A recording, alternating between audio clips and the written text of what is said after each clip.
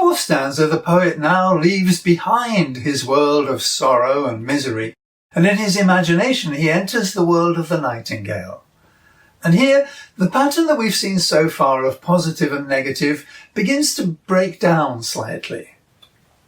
Away, away, for I will fly to thee, not charioted by Bacchus and his paths, but on the viewless wings of poesy, though the dull brain perplexes and retards. Already with thee, tender is the night, and haply the queen moon is on her throne, clustered around by all her starry fays.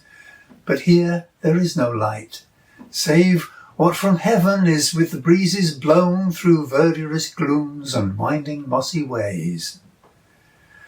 In this stanza, the positive and negative aspects don't correspond quite so neatly with the poet and the nightingale.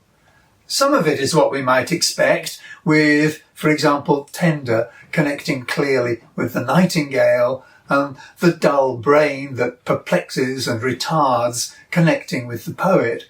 But it isn't all quite like that. The poet will fly to the nightingale. So a positive quality gets connected to the poet. And the world of the nightingale is a world of no light, a world of glooms.